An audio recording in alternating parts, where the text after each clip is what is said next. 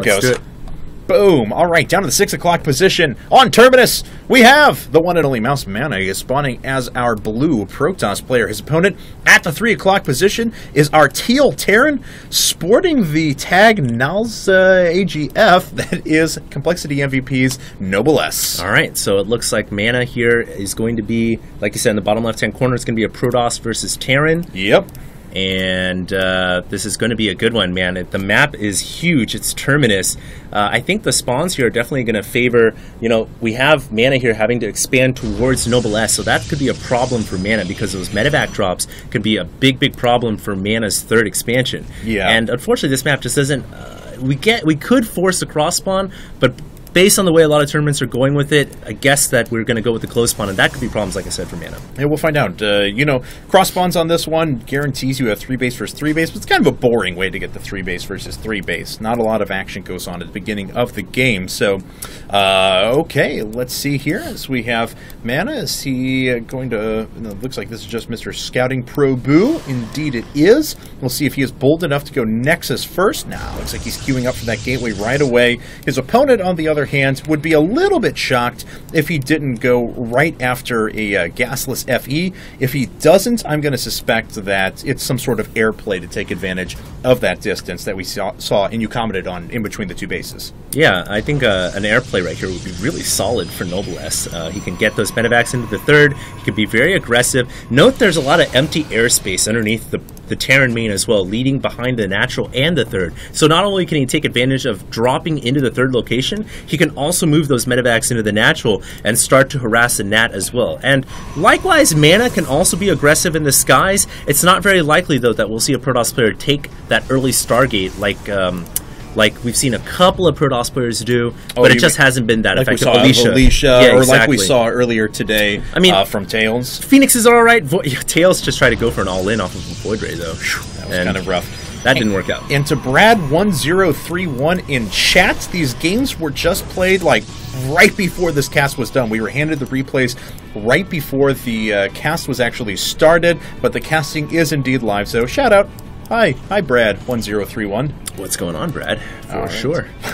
There we go. So second gas already coming up for Mana. Could easily, against Terran players, go into a Century expand now. If he wants to do more advanced tech, like you were saying before, I'd be a little bit shocked, but we'll see if he wants to go that route in a second. Well, right now he's got a command center coming down. Pretty quick command center from Noblesse. Doesn't surprise me, though. I mean, it's a big map. You can get that CC down on the low ground. And, of course, you can kind of go with the pseudo supply depot wall at the front door, too, which a lot of Terran players like to do against Protoss. It just prevents zealot run-bys. It keeps the Protoss player at bay. It helps you have a pseudo wall to raise up when you need to. And here's the probe coming out from Mana to control the Xel'Naga tower between the 2 bases. All right, and let's see if he... Oh, we actually have another 400 resources about built up now for Noblesse. Okay, we're going right into 3 more racks. I was wondering if he was going to take a super risky second expansion and go macro hatch right at the beginning, or try and eventually work down these destructible debris. Is this the version without the destructible rocks leading to the third? You are correct. See, so it's just, this is, when we actually put this into the map pool, this was the newest version. I don't know if there's been a little change recently, but GSL was using this version pretty recently. This is actually the version they sent us for IPL 3, and so if you are able to watch this space right here, you actually protect 3 bases. Yeah, and that's going to be pretty key for one of these players to get that choke point set up, as now Mana is also going to go ahead and expand over to the natural. I just noticed his name is Tosh, so interesting right there. And here comes the SCV. Will it be able to get inside the ramp? Yes, it will. The Sentry's not taking out that SCV. With 2 sentries there, you can actually pick it off. But the SCV allowed to see the entire main, and it sees the 1 gate expand into 3 gates. All right, so nothing too out of the ordinary. We are set up for a macro game. Seeing the expansion the way it is, though, and the amount of sentries that he sees, we'll see if he actually wants to make this, 16 to 20 Marine push. I agree with this decision. Just start working down the destructible debris, expand to your third base, and play it safe with some upgrades behind, and just try and out-macro your opponent altogether. Man, on the other hand, he's got his Robo coming up now. And there we do have that next base coming up now for Noblesse. Well, I do like how Noblesse here is going for the command center next to the rocks. Just going to really take that shortcut because, of course, you can lift off and land it when the rocks are destroyed. Thereby, you don't have to wait for the rocks to be destroyed and then build the command center. So it's being a little bit more efficient with the use of Terran buildings able to lift off and land.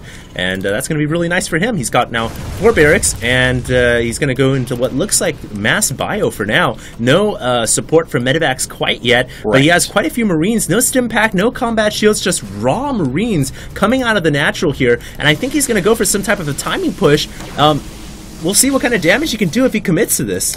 All right, we do have that robotics bait coming up now for Mana, so we're going to see some Colossi out here in just a second. But here comes that push of Marines. That's a lot of Marines, man. Yes, it is. Even-tailed. How many SCVC tail behind that? There's one there. Oh, man, that's so many Marines. Good concave right there from Noblesse as he splits some of his Marines over to the right, so he has more surface area with the Marines' Gauss rifle to do more damage. And now he's getting in range of the sentries. The sentries launching a Guardian Shield and Force Field, totally cutting those Marines apart. And those Marines have nowhere to run. Mana really reacting to that appropriately and shuts down that attack. Missed his last force field, otherwise he could have trapped in about another 4 or 5 Marines there, and instead just kind of blocked them out than doing anything else. But the first few were actually really, really good. Yeah. And unfortunately, he supply blocked himself behind it, though. I was about to say it let him take the supply advantage, but then he lost it shortly thereafter. But we do have 3 pylons now coming up. Yeah, quite a few pylons coming up to clear that supply block that you were mentioning, Cats. And looks like he's adding on quite a few gas right now, trying to take the third. His third is going to be considerably later than Noblesse's because, of course, that Nexus is coming down so much later. The rocks haven't been destroyed yet. And now an attack coming out from Mana to try to counter the push a little bit. But with 2 bunkers and a handful of Marines and Marauders here, I'm not too sure if Mana can do that much damage. You know, though, with that Observer there, all he did was take shield damage and a tiny little bit damage on 1 Stalker, and he just killed a Marine and a Marauder. Yeah, it's not bad. Yeah, he's taking a little bit of whatever he can get. I am not against that at all. Let's see, do we have... Yeah, our first Colossus is well underway. Thermal Lance was actually just started as well. He will be moving into a second Colossus a little bit after this as he double forges. This is a pretty greedy build. He does CC 3 bases out of his opponent. No, not quite yet, but I assume he will in just a little while. Where it has that Observer made its way to, not actually sure. We'll take the Vision of Mana. Okay, still sitting up over the high ground there. But he decided to go 3 gate robo, so that's all he's producing off of now. Cleared up the rocks to put down another base on the right-hand side. Teched up to Colossus and double forge. Whew, he's just very, very... He's got to be happy that Noblesse isn't pushing him right now. Yeah, he's just going all types of tech trees right now, trying to expand, trying to get a bunch of different tech facilities down, at the same time pressuring Noblesse right now so that he doesn't get attacked. So he's trying to apply pressure while teching up. It's a very smart way to approach this game. Hopefully, his greed doesn't get the better of him, because if at some point he gets attacked right now, he could be in a lot of trouble. But if he gets all of these upgrades down, he's going to be in a great position. That's actually 8 racks up. He's got 4 more building, in addition to the 4 that already started. He's already got a reactor starport, and Noblesse is sitting on 3 base economy, with 57 workers and triple mules being called down at the same time. Yes, he's supply blocked. Hopefully he clears that up soon. But once he gets that taken care of, he's actually going to go into monster unit production. However, he has primarily gone over to medevacs as of yet. He's going to need to start getting up some Vikings here soon, as there's already a couple of Colossi out for Mana. Yeah, Mana here has already got Colossus out, so the Vikings are going to have to hit the field really, really quickly. It looks like Mana's now making a push into the middle of the field, kills off the SCV at the Zonaga Tower, kind of just chilling in the valley between the 2 bases right now. But I think the longer he waits, the more larger this army from Noblesse is going to become. I mean, he's got so much production, 8 barracks worth of production. Can you know how many Marines could come out of 8 barracks at a time with all those reactors and tech labs? Look at that, man. It's ridiculous. That is some serious macro. So it looks like he's going to be on 2 reactors and 5 tech labs. He's not turned this... Okay, so 6 tech labs, double reactors. So it's actually going to be heavy Marauders now, eventually into Ghosts. And that makes sense, given the fact that I believe he's seen those Colossi. Has he started? We could have a collision here of epic proportions. Yeah. Mana and Noblesse, for the first time this game, they've been building up the entire first 12 minutes, and now we might actually have a battle unfold as Mana's pushing Noblesse back. And Noblesse doesn't really have that much of an army. Where is the rest of his forces? Back home, I guess? And some of them inside that medevac. He's going to lose a Marauder at the front here as it falls away, and he finally gets back over to his natural where he can load up inside the bunkers. And we do have Armory, Ghost Academy, and Vikings coming up now. Whoa. Mana is decides that this is his moment to attack, though. It looks like he is going to bust through one of those bunkers. Does he not have Thermal Lance? No, he does. He just moved up his Colossi pretty close. Way too close. I've got to say, though, he has just killed a ton of units. Those Colossi have done so much damage. How many workers have gone down? 12 already, in addition to the large number of units there. And look at that, another Colossus on the high ground. He's starting to reinforce up at the front as well. Mana does lose that Colossus that was sitting there on the high ground, but he has already done significant damage. At the very least, so Noblesse has been able to kill off all the Colossus now. If he can just get all of his units coming out of these 8 barracks or so that he's got, and maybe fight with these SCVs as well, he can maybe clean up the front door, but he's already taken significant losses at this point. Finally, a couple more Marauders coming out. One medevac up in the skies as well. SCVs fighting for their lives. More Marauders coming down the ramp. Everything's stemmed up, and he finally gains some semblance of control over his natural as he pushes away